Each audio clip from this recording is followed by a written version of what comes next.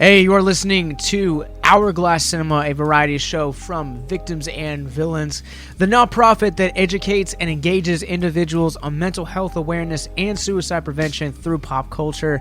On this episode, we're going to be looking at the groundbreaking 1988 anime film Akira. I hope you guys enjoy this. Victims and Villains will be having a new spin-off podcast called Animind, an anime podcast. Graham and I will be the co-host of that podcast. We will be discussing different anime series and movies, different one. Each episode will be spoiler-free, and it will, look at the art form of anime, of course. So the story, the artistic aspects that make anime so unique and different, and what really makes it stand out to people. And we'll also, of course, be discussing the mental health aspects, since this is a Victims and Villains podcast. So we'll be discussing a lot of the deeper emotional themes that anime touches on a lot. And Graham is actually in the process of becoming a therapist himself, so he'll be able to definitely speak to that aspect and help us really look at the deeper psychological themes that are discussed in these different anime movies and TV series. I'll try my best. Don't let me down.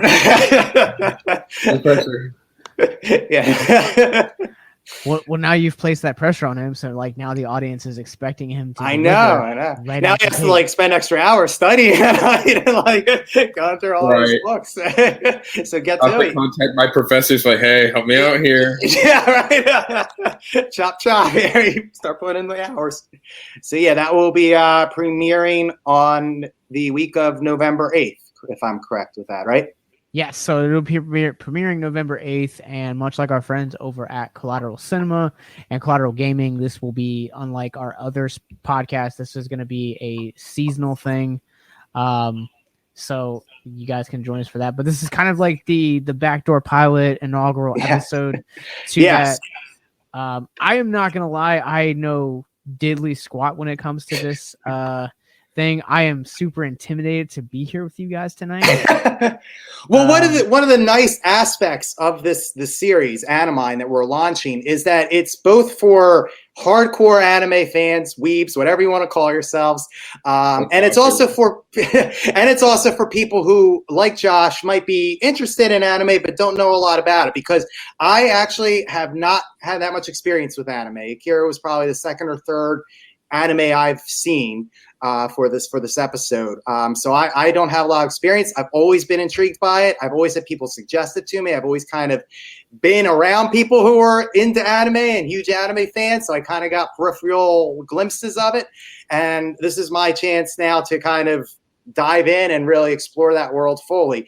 Graham, on the other hand, is well versed in the anime world, so he will be kind of on my Cowboy Bebop shirt. Yeah, very specifically and intentionally worn today for this occasion.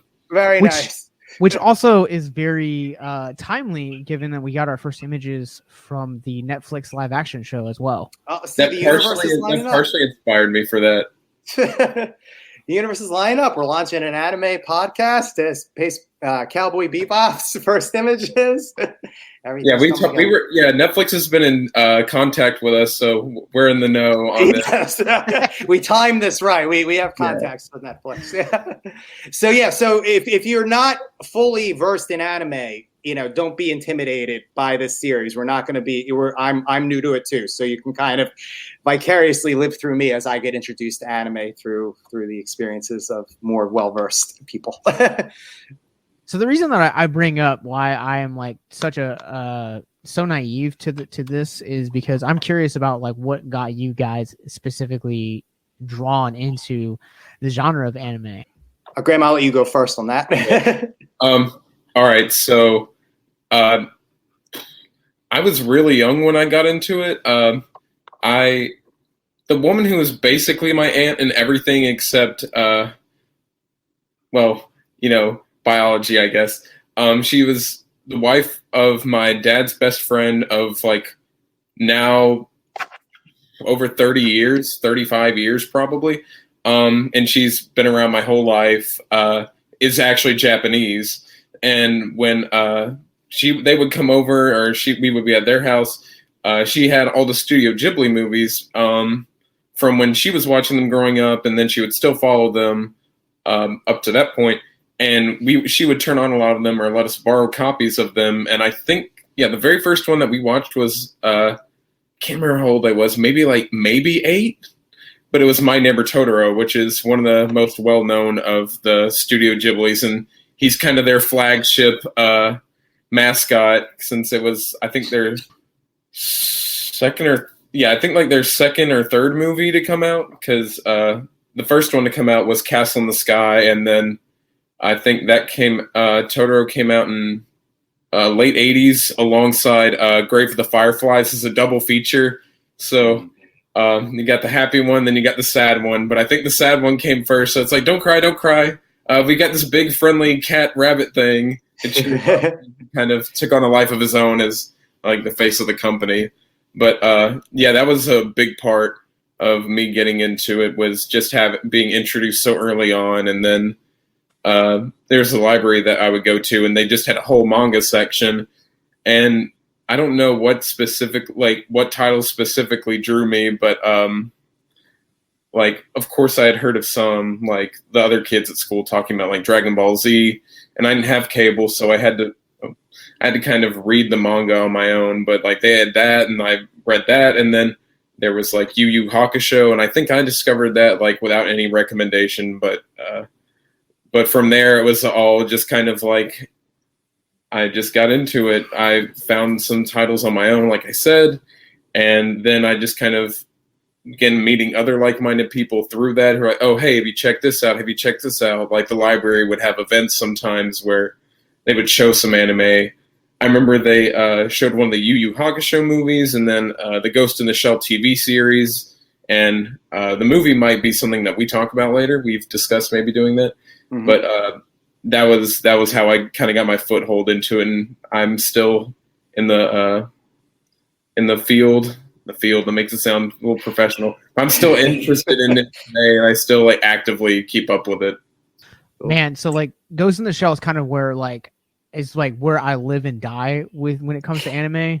Because like obviously like growing up in the 90s, like I don't know if it's still considered anime, but like obviously like Pokemon and Digimon were like huge pioneers in my childhood, and so like that was kind of like what I knew about it. And I just came across Ghost in the Shell randomly one day and instantly fell in love.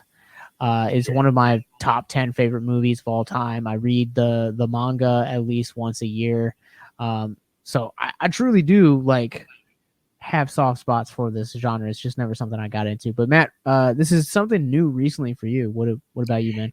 Yeah, well, for me, I was quite older. I'm a nerd, okay, and so I definitely was around people who were into anime, as I said, growing up, and I kind of saw pieces of Dragon Ball Z in high school, Pokemon. I mean, I was a little late to the game. I think it was in high school when Pokemon came out. But I mean, I was aware of those things, and they absolutely had no interest for me what I was seeing. It just seemed weird.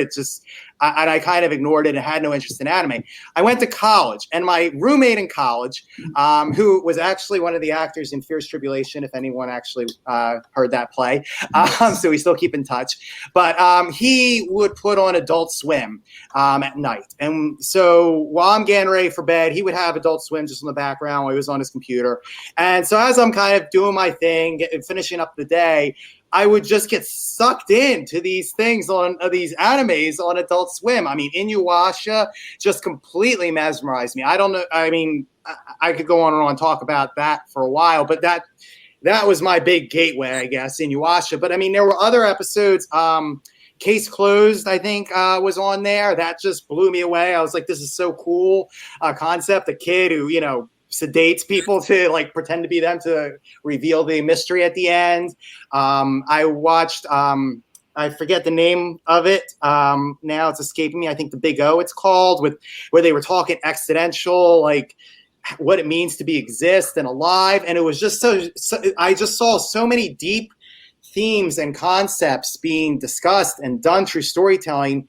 And I've always been a lover of animation. So to see it kind of paired with that, it just sucked me in. And I just never, though, like tracked down what these shows were and really sat down to watch them because it was usually coming on late at night. I had to get up early a lot during college for various other things. I was very actively involved in the television studio. So a lot of times I had to get up early. So I never sat down and really watched these things, but I was like, I got to check out anime. And it's just one of those things that just, I after college, I wasn't around as many people who were into anime, and I just never really got into it or really had a reason to sit down and watch it. And I just kind of, I think at one, I just kind of happened to be, honestly, what happened was I was dog sitting for my brother and sister-in-law, and and I just started binge watching Inuyasha. I was dog sitting for them, and I was just like, I gotta get back. I gotta start watching anime. And so that's when I approached Captain Nostalgia here and was like, do we have any kind of anime presence in Victims and Villains? And, hence here we are now. Yeah. So when people think about Victims and Villains, it's weird because like they just kind of like interchangeably just kind of think about it as like me and Victims is like kind of one. And I have been working so hard for the last couple of years to be like, no, like it's a network of people that come together and do things. Like there are very specific people that we have on staff that I'm like, all right, like, can you cover this? Because I don't have any connection to this. And like, I want to, A, representation matters, and B, also want to make sure that like I'm getting the right people in it. So I was more than happy to have you guys come on and do this project. One of the things too that I think the only anime we've covered has been Castlevania, and depending on who you ask, well, you did the Pokemon movie too. We did do Pokemon movie. You did Pokemon the movie, so we've done two animes. Two animes. Now here we are with number 3. Akira. Yeah. So this was my first time watching this one. This was actually voted by our Twitter followers on that they wanted. This is the movie that they wanted us to see. Graham, I'm curious, like with you being like so influenced by this at such a young age, out of everyone on the call, like how old were you kind of the first time you saw this movie, and kind of like how does it rate, I guess, in like your pantheon of the love for the genre? I didn't watch Akira until I was an undergrad in college. I was probably around 21 when I saw it, and I was watching it with my roommate at the time, and I had heard about it before. I'd just never seen it, and it was a wild ride because at first we'll go into it more without going into spoilers, of course, but it starts one way, and you can see just from the beginning, like the influence it's had on some things that, most people, like especially in America, may be more familiar with when you look at it, like the concept of like these kids with psychic powers. Is it in Minority Report that that's the case, or I always get it mixed up with Total Recall? I think I can't remember. Yeah, Minority Report's the one where they can see the future. Okay, yeah, Total Recall is the Schwarzenegger one. Yeah, like you see some of that, which also came from Philip K. Dick, but like you see a little bit of that, and then you see kind of this dystopian society that's like not unique to Akira, but you can just see like the way it's built up. It also shares parallels to like Blade Runner, and I think that also kind of those two kind of influence like Ghost in the Shell, and a lot of it you can just see some of the influence like in other places, and like at the beginning you don't really know where it's going, but by the end it's just been a wild ride.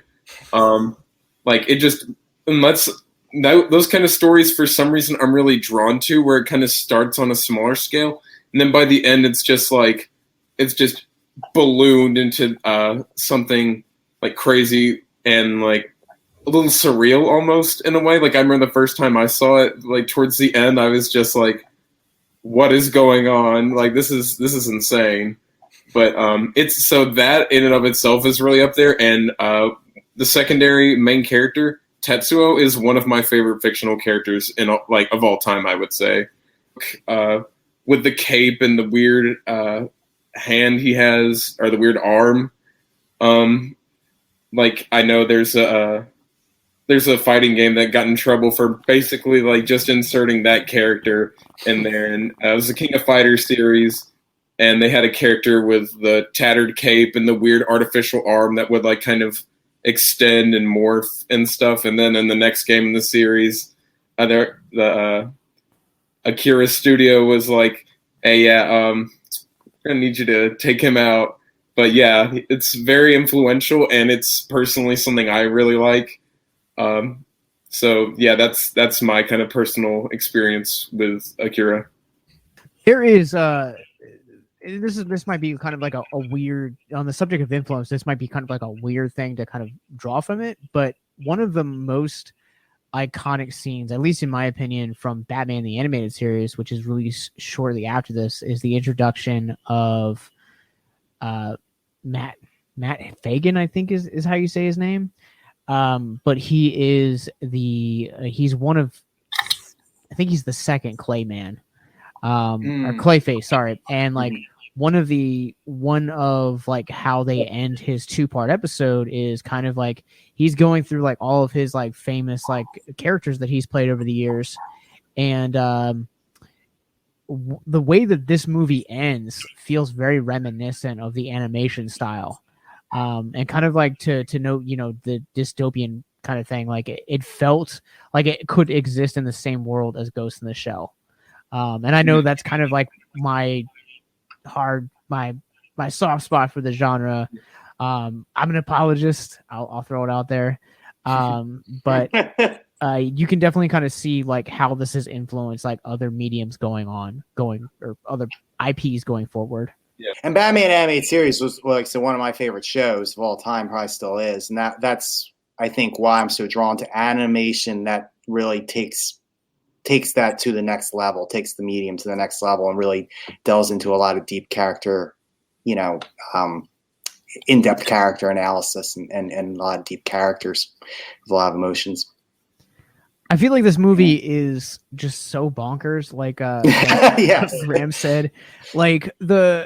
The first hour of this movie, I'm just sitting here, I'm waiting for everyone that said this movie was crazy, waiting for the insanity. And then you get into the last half of the movie, and I'm just yeah. I'm shocked you didn't think the first hour was crazy, because I thought it was just a white knuckle ride from beginning to end, personally. Yeah, the first thing when I on my initial viewing of Akira, that kind of clued me in that okay, I don't know the extent of the craziness, but I'm kind of wait, what? Is the first time you see Takashi, who's one of the 3 psychic children. He's being led away by another character, and they kind of got a hat on him, an old jacket that's kind of covering his appearance, because he's in this he's still in this childlike body, although he's decades older than what he appears. But the medication that he and the other psychic children have been made to take has kind of had side effects on their appearance. Their skin's all gray and they're shriveled and still way younger than they are in terms of physical appearance. And then at one point, you never really get a good look at him at first, and then as soon as some attention gets drawn to him and the hat gets knocked off, I'm like, what's going on? It's a little old man. Okay, where did this come from? But he's acting like a kid, and I'm like, what?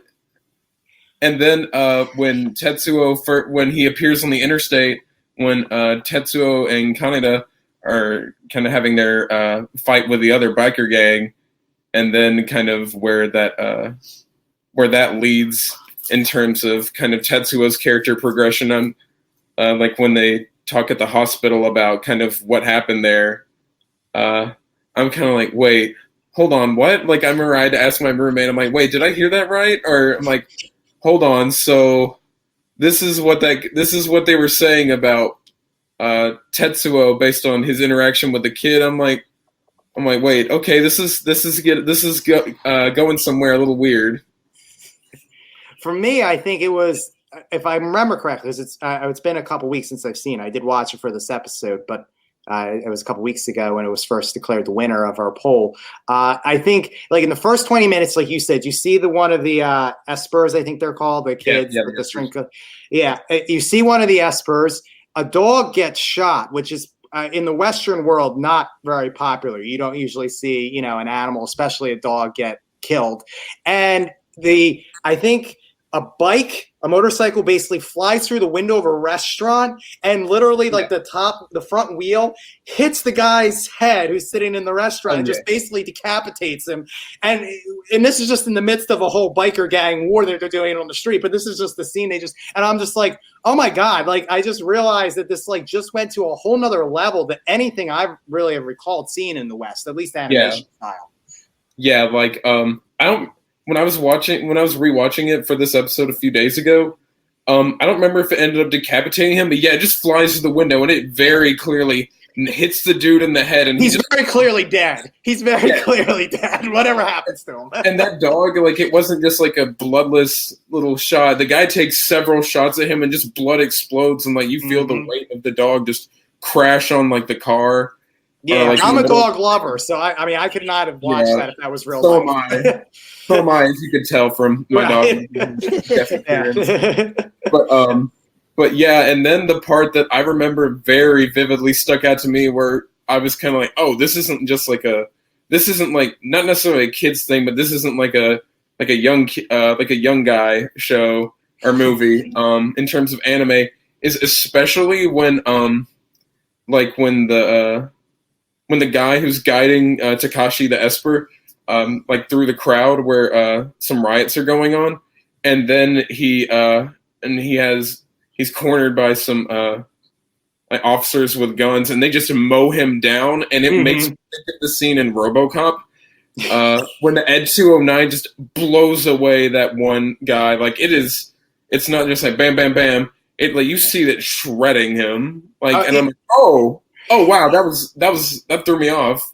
Yeah, that's like it's like the animated version of Sonny Corleone getting shot in The Godfather. Yeah. That's what you're witnessing, and you're witnessing all of this within the first 20. And there's another Esper in a suit and a hover chair, I think, around the same time that this is all going down. So that's, to me, in the first 20 minutes, I was just like, all right, I need to just sit back and like try to take this in. This is going to be intense. and this little wrinkly, like Philip Seymour Hoffman looking guy who's just in that's the guy I'm talking about in the chair. Yeah. I can't remember his name off the top of my head. I just keep thinking of him as Philip Seymour Hoffman and his little like hovering wheelchair. May rest in peace. Yeah. But up to a good actor. But like he starts like telepathically speaking with Takashi. And he's like, "It's time to come home." Like, what? I'm like, wait, there's more of these little wrinkled kids. What's going on? Like, and he's got telepathy. I'm like, wait. I'm like, okay, I didn't know what I was expecting, but I don't think it was this. Yes, and then Josh is right though. The last hour compared to the first hour that we've just been describing the first 20 minutes to you, the last hour takes it to a whole nother level. Well, so all right, so I'm gonna put the spoiler warning on here. So if you guys haven't seen Akira, it's now streaming as of this recording on Hulu and Funimation. So go check it out. And you can also watch it on YouTube, which is where I watched it. Oh, can you? Yeah, that's where I watched it. Let's say I can't remember if it's free with ads or if it's cheap or not. I think it's like maybe I watched the pirated version, so maybe I'm going to get in trouble saying this, but I didn't have any ads, and it was free. Oh. Okay, all right. Well, so there's that. But no, like I think one of the things that I found so fascinating about this movie is that your guys are right. Like the first like hour, like I mean, it starts off like really heavy. Like we are tossed into a dystopian society that is set 30 years after World War III has ended. Which is, I think, when does World War III even begin? It doesn't even begin until like... July 16th, 1988. Yeah, I was about to say, I think it was around the time that the movie actually came out. But that was another thing that kind of threw me off at the very beginning, where I'm just kind of like, like you said, thrown in this dystopian society. Like after it shows the kind of intro scene, and then it says, like 30 years after World War III. I'm like, whoa, wait, World War III? What, like, who was involved in that? What happened? Oh, great. So does that mean Akira is taking place in 2020? It was actually taking place in 2019, which is a lot of people were making jokes about that back when they first announced that the Olympics was going to be in Japan. They're like, 2019, the Olympics. Oh no, Akira's going to happen. Like, ever get ready for the Espers? Right. It's coming. It's coming. If you or someone you know is listening to this podcast right now and you're struggling with suicide, addiction, self-harm, or depression, we encourage you guys to please reach out. This is the heartbeat of why we do what we do. Suicide is currently the 10th leading cause of death in the United States, and as of this recording, there are 132 suicides that take place each and every day on American soil. And when you scale back internationally, there are 800,000 successful suicides. That is one death roughly every 40 seconds. So if you or someone you know is struggling, you guys can go to victimsandvillains.net/hope. That resource is going to be right in the description wherever you guys are currently listening or streaming this. There you'll find resources that include the National Suicide Lifeline, which is 1-800-273-8255. You can also text HELP to 741-741. We also have a plethora of other resources, including churches, getting connected with counselors, LGBT resources like the Trevor Project, and also veteran hotline as well. Please, if you hear nothing else in the show, understand that you listening to this right now, have value and worth. We get it. Suicide, depression, mental health, these are hard topics, and the stigma around them doesn't make it any easier. But please consider the resources right in the descriptions below wherever you guys are listening, because once again, you have value and you have worth. So please stay with us. I think though, like the movie, like it starts off like really just like heavy, and then as you kind of progress on, like the movie just like there's elements of the movie that just kind of become more simplified until you have that just absolutely like insane climax. Oh yeah. Yeah, absolutely.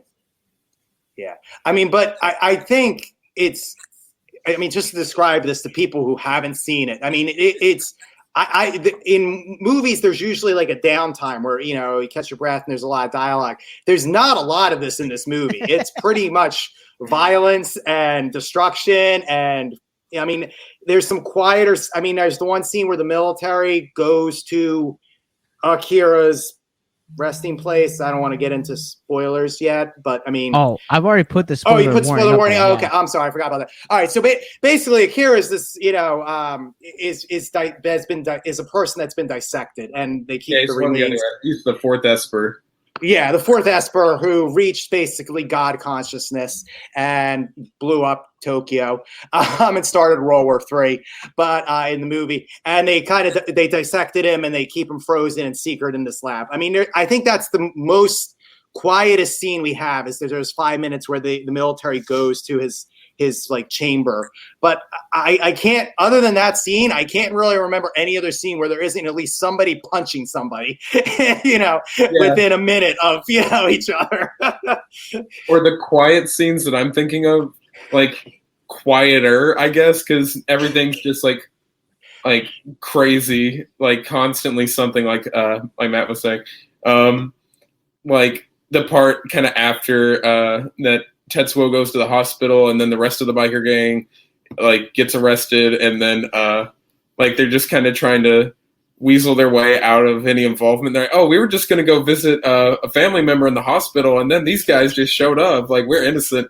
And then like, of course, like there's like a terrorist attack at this station, or an attempted terrorist attack, and then the officers just start beating up on the students. Like, okay, well, there goes that. And then like there's the scene when they're still kind of waiting to hear back on Tetsuo, when they're in the classroom and there's graffiti everywhere. No one's sitting in their seats and everyone's telling the teacher to shut up. And that's the closest to a more relaxed scene. And apart doesn't from, doesn't the teacher like punch one of them or something like that? I think, or am I forgetting? I'm trying to remember if. That was in The Office. That was in The Office. Okay. Before. Like these are the quiet scenes that in normal movies, nothing happens, everyone talks. And these are what Akira considers quiet scenes. like the whole bike gang is in the office, and the principal is like getting onto them about how they need to get their crap together, and then I think it's like one of the teachers or like the assistant principal just goes down the line. It's like discipline, smack, just punches them across the face. That's what this movie. I mean, those are the quiet scenes. These are the most peaceful scenes we get in this movie. And then you can't. I don't know how you would describe it. Maybe Graham or Josh, you could do better than me. I can't describe it, but this still doesn't compare to the last hour where they just take this to a whole nother level for the whole last hour of the movie. I think that was like the climax specifically is what cemented the movie for me as like one of those kind of movies that I described as just having kind of these insane endings where I'm like, this is crazy for a movie that would have kept this like kind of pacing and tone up for the whole ride, but specifically for this type of movie or series or just in general story is insane. Like that and the end of Evangelion, the movie, not the TV series. Like that, the movie conclusion and a little horror movie, a little J-horror movie called Pulse or Cairo. Like those endings almost feel surreal just because of the intensity of the places that they go. Mm-hmm. I haven't seen any of those, but I mean, if it's anything like Akira, I can only imagine. Yeah. I think sometimes you need movies like that, and I'm kind of like the weird guy that, again, I'm looking at this as a movie, not necessarily as someone that is in either one of you guys' shoes, because obviously I'm just kind of the fly on the wall for this this experiment that you guys are getting ready to do.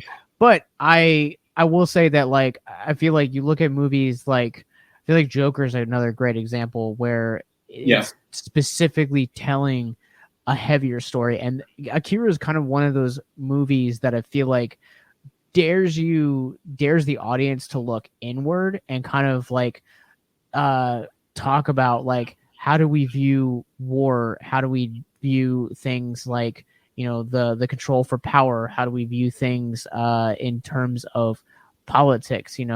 Are we right? Are we wrong? Like what is the ultimate Kitty?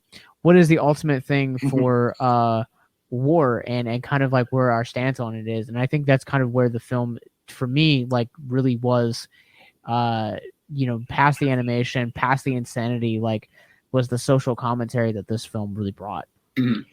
Yeah, I mean, since this is victims and villains here, talk about the mental health aspect. This is definitely, I think, a representation of PTSD, and specifically the collective PTSD of a nuclear bomb, using the nuclear weaponry and having the ability to unleash that devastation. I mean, it's not a secret. I mean, it's pretty well known that that's what Akira was really trying to get at. And I think even one of the characters, Kai, I believe, has a conversation with the other main character, Kaneda. I apologize for mispronouncing these names. Some horrible pronunciations, so my apologies. But they have a conversation where they talk about, like, well, if amoeba gained the abilities of a human being, they would still act like an amoeba, and they would just consume everything, and they would be destructive, even though they had much more capabilities. So I think the movie was trying to kind of show that, and this is where I'm not a huge fan of violence, but I do feel like in this movie, the violence was done for an artful purpose. It was trying to show kind of the violent tendencies of humanity, and how when we're given kind of a great power, such as atomic power, we can unleash untold devastation with it if we're not responsible, if we don't kind of rise up to the responsibility of that power. At least that's how I took the overall theme of the movie. And to go along with that, on my rewatch the other day, I think from what I remember, they said like when Tetsuo was initially having these tests run on him when they're showing the effect that his crash with Takashi had on him and kind of awakening his latent psychic abilities. I think they mentioned something specifically about, like his power is almost that of Akira's, or he's almost that powerful. And the film, I think, explicitly mentions like using like the potential for like kind of a use of power and not necessarily as anything other than just this weapon. And like the very beginning of Akira, like I think the very first shot is like the explosion created by Akira, and it's like that is without a doubt. It's like, does this make you think of anything, Japan? Like, I think that was very intentional on their part to kind of be evocative of some of like the bombings in 1945, and I think it also says a lot that in the 30 years after something so cataclysmic to the point that Tokyo was rebuilt and renamed Neo Tokyo, that they're going through the same process again. They're like, oh look, another powerful person with these incredible psychic abilities. What if we? And they're like, did you not learn your lesson not too long ago? Like the fact that it just feels so innate for like people in power who abuse their position to just go and look at everything as what advantage can it give me, even when such things are so like fresh on the collective conscious. That it's very telling, especially in the movie, like when you were saying there's the propensity for violence and how it's shown artfully. I think that's part of what it's done. It's just showing how like violent that this world is and how the people in it use violence like against each other, especially like kind of like between these like different political factions, like the government and the resistance.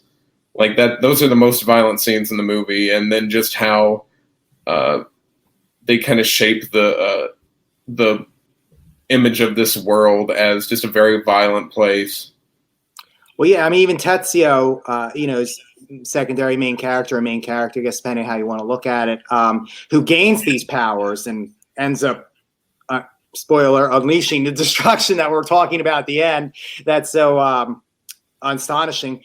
Is he's abused as a child. He's, in a foster home. He's picked on. He's, kind of, he's part of this gang, but he's kind of like the omega of the gang. Everyone kind of puts him down and, piles on him. And so he just suffers from this, trauma basically. And he just knows violence, and he knows just always being put upon by violent individuals. So when he has the power to overpower, he just unleashes that power on them and just completely blows them away. He does not choose compassion, forgiveness. He's just been so exposed to violence that's what he knows. I think one of the espers says that kind of in a way, says, well, someone like you shouldn't have this power, because he's kind of been so corroded by the violence that he's just going to use it, for violence. He won't use it responsibly. Well, to your point, two things real quick. There's comes a time in the third act where I don't remember the girl's name, but I called her number 25 in my notes. Because she's got the 25 on her hands, but she talks about how like this power lives within everyone from the very start.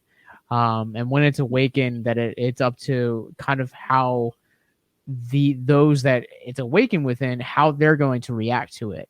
And I think for Tatsu in particular, here you have a kid that has been a victim of bullying and just really being looked down upon. And now here is kind of like this back half of the movie is almost kind of like the wrath of and his vengeance, because now he has this power, and every frame he increasingly gets more and more powerful until you're left with just really nothing left until this ultimate showdown, and in the end, where that power ultimately ends up corrupts and, just kind of like quite literally swallows him whole. And I think that, for the kids that are growing up in this society, like, he's going to choose violence, but also I feel like Neo Tokyo, here you have a society that I would argue is, Graham, to your point, we're not teaching history in the correct way. At least that's the way that I read into it, because I know that last year for us, kind of going through some of like the more historical lessons in light of Black Lives Matter, is we learned that like history has itself in America been corroded. Now this is, I understand, completely different culture, completely different side of the globe, but it's still the same principle that if you fail to learn from what has gone before you, you're doomed to repeat those mistakes. And when you're doomed to repeat those mistakes, they also have implications not only on the society around you, but the mental health. Like, I can't imagine growing up in a society like Neo Tokyo. And to add to that, I think that that, like, as you can see, like, growing up in this society, like, just, it's such a violent place. Like, you look at the young people coming up in there, like, you saw as kids that, like, Tetsuo didn't have any friends when he got to the orphanage, and the only one that really reached out to him and became his friend is Kaneda, and Kaneda still gives him a hard time, as it shows in the present day in their high school. But you look at the high school and everything is chaos. Like I said earlier, when they're trying to have an actual lesson, like, no one is sitting down in the classroom. There's trash everywhere. There's like graffiti everywhere. The teachers are violent and disrespectful, and all the authoritarian figures, like in the police station, are also the same way. And like, there's no like compassion in this society. And like, biker gangs are running around. It's just these young people, and they're acting out of violence, and the society is acting out of violence. So they can't get it from, they can't find this compassion and empathy from the people around them, or from the larger society as a whole. And at the end, I think like part of what's really sad and exemplifies this is when Tetsuo is literally having to fight against the person he would consider probably his closest and only friend, like, for his whole life, Kaneda. And sorry, I lost it. But just like how tragic that is, that it comes to that. And Tetsuo, I think, having, like, throughout the movie, and in the flashbacks, like, you see that he's just kind of like you said, kind of a weaker kid, and like not very assertive, having to kind of always have someone stick up for him, and he's just a very sensitive kid. And then at the beginning of the movie, like, you see him on Kaneda's bike. Like, when you first see him, he's like sitting on the bike and like really admiring Kaneda's bike and how cool it is. And then Kaneda's like, "Oh, you couldn't handle that." He's like, "Get off." And then like he tries to prove himself during the biker chase, where he zooms ahead of everyone to kind of show off. And someone even mentions like, "Oh, Tetsuo's showing off," and he's constantly trying to prove himself. And because he feels so belittled, and that he has to like make a point, he's got this Napoleonic complex where he always has something to prove because he's compensating. And then by the end, like, he's like, you see him trying to one up Kaneda, like when he comes back and he takes Kaneda's bike and he like goes out of the way to fight that other biker. And then by the end, you see him go from gaining these psychic powers and hearing, "Oh, he's not as strong as Akira," and then he's like, "Oh, who's Akira? I need to fight him. I need to show him that I'm better." And then it comes back to, I have to prove to someone that I'm stronger, whether it's Akira or even Kaneda, when he finally has a showdown against him.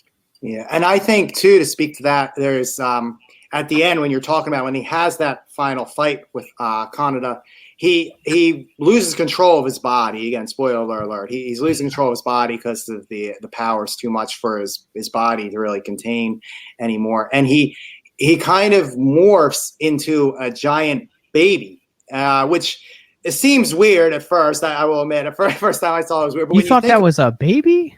That's supposed to be a baby, yeah. According to the research I did. Little 2001: A Space Odyssey in there, yes. But if David Cronenberg was in charge and made it body horror.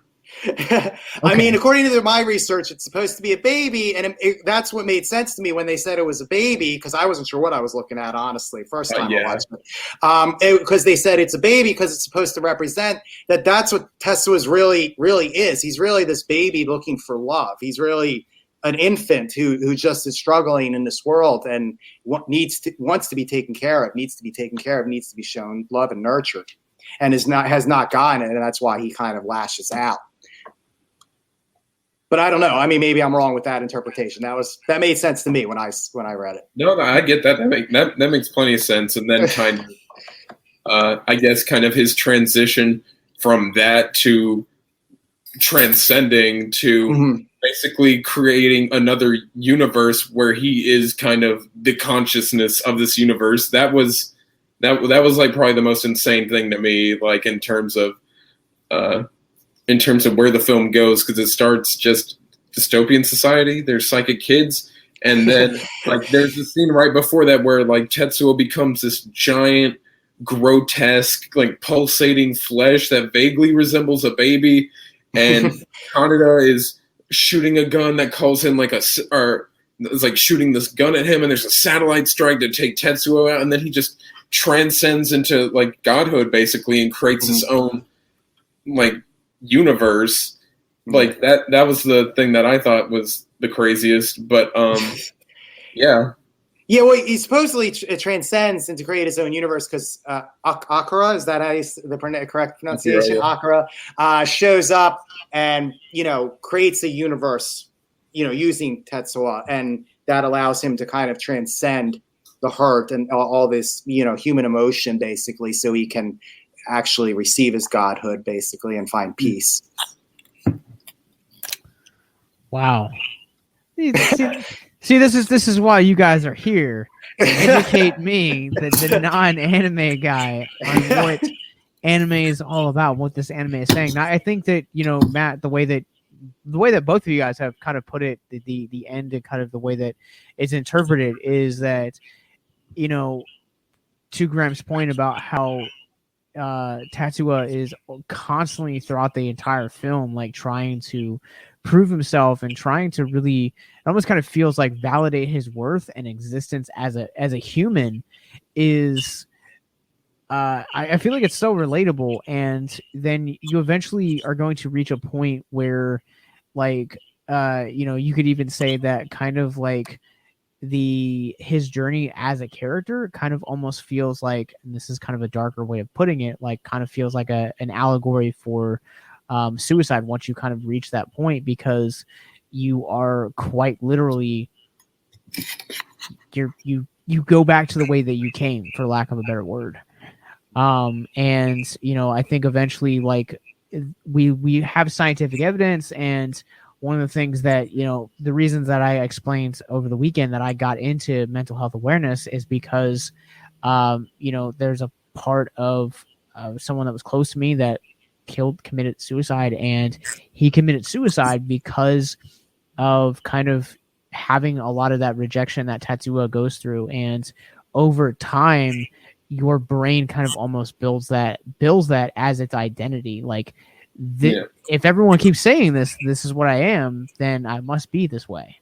Yeah. And I mean, it's not, I don't think Akira is like pro suicide, although I get your allegory with that. I just think like in the movie, I mean, the power overtakes him. He was not going to be able to survive at a life. So that's why they kind of, he came to a point basically where he had to transcend the kind of the pain and the humanity. It was at least how I took it. He had to transcend it. Otherwise it was just, and I guess you could say it could be death that was symbolic of, but I mean, I think he just found peace, and was able to transcend that pain at the end, because it kind of got so much for him that it was kind of a wall, and to, I guess, bring it back down to, our real world standards. I mean, you kind of hit a wall where you got to I think you have to transcend that pain or let it consume you. Well, that's what I'm saying specifically with maybe death, I guess, is like a better allegory, but still, whether it's suicide or whether it's just, death, is you are starting a new journey, Mm-hmm. whether that is, whatever you believe as far as the afterlife, even if you're talking is something as simple as, oh yeah, I just go, from the dirt I came, from the dirt I return, or if you believe that you're going to heaven, and you believe that you're going to hell or reincarnation, or whatever have you, your belief structure is that regardless, you are starting a new chapter. And that's kind of what I feel like the end of this feels like for him, and specifically possibly even with kind of I would argue that he kind of, to Graham's point about the Napoleon complex, you could even argue that there's hints of depression woven into his character tapestry. Oh yeah, absolutely. I think because he was so not neglected, but kind of emotionally neglected, I guess. And he didn't fit in with everyone. He was rejected by everyone, really, by even by his family, in a way. I don't think I can't remember if it's explicitly mentioned that he's an orphan or his parents just abandoned him, but there's that kind of sense of abandonment from his family and from all these other people that he's introduced to as soon as he gets rehomed. And then like you said, he kind of internalizes that just kind of self-hating, there must be a reason that I'm not good enough, or why people keep rejecting me, and that I'm so weak. And then mix that with just a society that just does not have compassion, and where he feels like the only way to validate kind of his worth and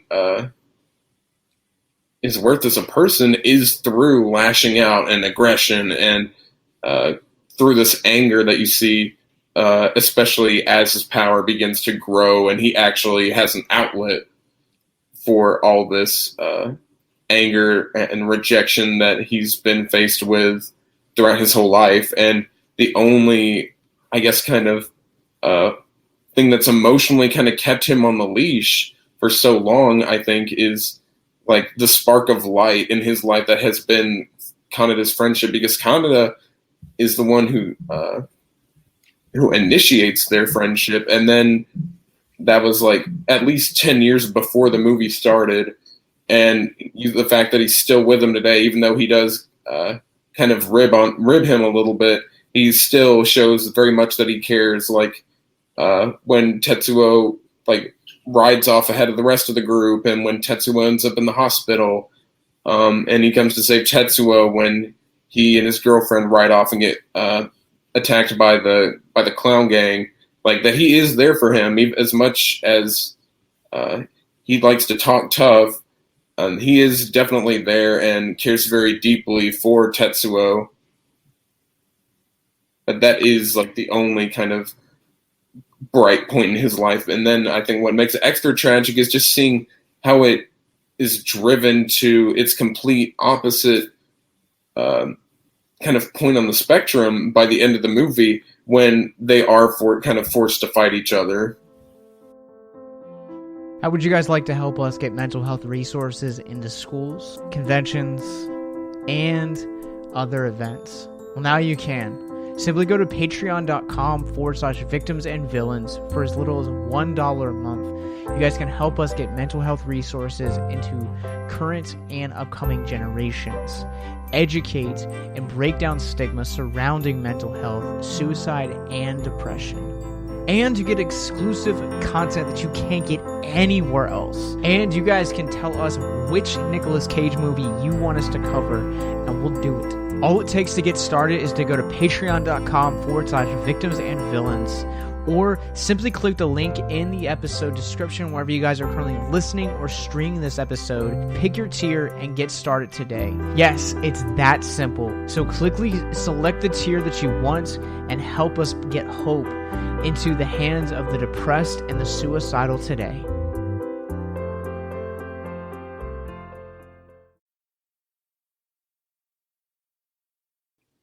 Yeah, no, it's definitely a tragic ending because it's it's two best friends basically, and that does add a lot of emotional weight, to that ending. And no matter what you think happened to Tetsuo at the end, it's still Canada had to say goodbye to him, in some capacity, And I think Go ahead. No, go ahead, Graham.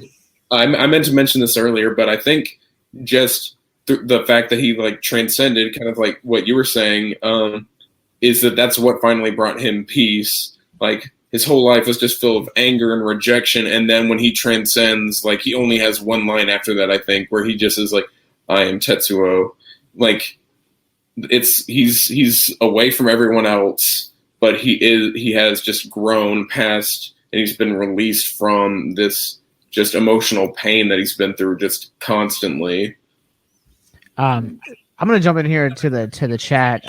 So Sure. Our friends over at Geek Devotions commented and said that this is a really tragic ending. And I feel like, Graham, to your point, what intensifies this ending is specifically the way that you talk about the relationship between Tetsuo and Kaneda. Yeah. And the way that, like you said, like that's the bright spot for the day for him. And I think that, when you're going through depression, like those bright spots, you value even more because they are reminders that life is worth living, that they are reminders that it's not always that bad. And I think that, at the end with him specifically losing one another, kind of that tragic ending makes it even more, but it reminds us also too to value the relationships that we have together. And the goal, the very short-term goal leading up to that for Tetsuo, like when he realized, like he's just kind of making it through the day at the beginning, and then he gets put in the hospital, and then he finds out he has these psychic powers, and he finds out about Akira, and then he's like, oh, I gotta find Akira, I gotta show him who's really the best Esper, and I'm stronger. And then when he finds out, oh, there's no one to prove anything to, Akira's not alive. He's like, his spirit still kind of exists, but like his body has been dissected, and then like that's what kept that for a very short time was what had him going, but then it ends up being nothing, and it's like, well, what are you what's your goal now? It's like you've just kind of lashed out at society, and kind of there's almost a no going back to it, and then he kind of spurned his friendship with Kaneda to prove himself, like I was saying earlier, to show how much stronger he was than Akira, and like, I'm the strongest ever, like this guy that wiped out Tokyo, oh, I'm stronger than him, and then letting that kind of overtake his kind of bright spot for the day with his friendship with Kaneda. And that I think is especially sad, that it comes to the point where, like, where do you go from there? Because can't turn back. I've done too much at this point, and the goal that I was trying to meet, I can't meet it. And now I'm at the point where the only thing that would give me any meaning and comfort, if I were able to come back, is like, it's not there for me because of the extent of the actions I've done and where this has come to. Yeah, no, that's and I think you hit it right on the nail on the head. That's the overall human element of it. Is despite all the talk about God consciousness and powers and everything like that, is that he, like you said, he was chasing this goal to prove himself, to try to be the best, Esper, I guess, or whatever it was, to prove how strong he was and how he didn't need anybody and how he could, take down anybody and, macho, whatever, he was trying to do. And because of that, he lost the friend he had, the only bright spot in his life. He ends up also losing the other secondary bright spot, which is his female friend, which I think is Corey. I'm sorry? Cowrie, I think. Cowrie, thank you. He loses her too. He accidentally kills her, I believe, at the end. And so, all of this for a quest for it. And coincidentally, or probably not coincidentally, probably symbolically, when he realizes Akira is, non-existent and gives up that thing, and he's, already basically toppled Tokyo, or Neo Tokyo. That's when he starts turning on himself. That's when the power gets too much, and he starts, losing his form and becomes this baby, and it all kind of, he comes to a point where he can no longer live, like you said. So it's kind of his hatred, for lack of a better word, and venom, was destroyed all those who did care about him, and those relationships that were healthy, and left him alone, and then kind of ate away himself and destroyed himself. All right, so I'm going to jump in here to the chat real quick. So a couple things. Geek Devotion says, love what you guys said just now. Tetsuo's coming to peace with himself was a major thing. But he's also kind of curious about this, and so as we're winding down, I kind of want to get your guys' feedback on this. He says, curious how much of this was a reflection of how young people in 1970s Japan were feeling as they were dealing with coming into their own in the midst of Japan rediscovering its identity outside of U.S. occupation and not wanting to go back to the traditions and values of a pre-World War II generation. Graham, I know you spent some time in Japan, so I'm going to defer to you on this one. Okay, yeah. I think that's very valid, because although the movie came out in 1988, although the movie came out in 1988, the manga that it was based on started in 1982, so I think that is very valid in terms of time of this lining up. And between kind of post-war Japan and these young people growing up and kind of trying to explore, okay, what is Japan's identity now? Because we cannot, there's no way that we can go back to the way things were before. Too much has changed, and our nation has done too much, and we've experienced so much with the atomic bombing that the young people of 2019 Neo Tokyo are absolutely a reflection of young people growing up kind of around the time that I'm sure the author was growing up. I'm not sure how old he was at this point, but I think he was pretty young. So I'm sure that he, in a way, was able to draw some meaning out of kind of his own experience and kind of what he saw as kind of young people were kind of lashing out and struggling to kind of redefine what does it mean to be a Japanese person, and what is the future of Japan going to be? Are we gonna kind of look back to our past and see all this violence that was committed in Imperial Japan, kind of with Korea and the war and China, or are we gonna change how we look based on kind of a lot of these Western ideas and culture that have been brought into our nation as a result of kind of the clashing with the West, and how Western are we going to become, while also retaining our identity, but rejecting the parts of their identity that have been so fresh on the nation's mind that were things that were not to be repeated. Like we were talking about, history repeats itself. They didn't want to repeat the same mistakes that the nation made that led to such an extreme conclusion of World War II with the bombing as a result of Japan's involvement in the war, and getting involved in all these nations and all the deaths that were caused as a result. So I absolutely think that that can be inferred from the history and the kind of directionless kids in Akira living in this society after the wake of this calamity and just all the social unrest, and kind of where do they go from here. Was it also, do you think, a reflection too, like the violence and anger of the characters in Akira, understandably so, was that also too a reflection of anger and hostilities that maybe the Japanese culture had at that time, coming out of being occupied by the U.S. for so long and coming out of this horrid, conclusion to World War II? Did that give their culture like a sense of resentment or anger that they had to kind of overcome?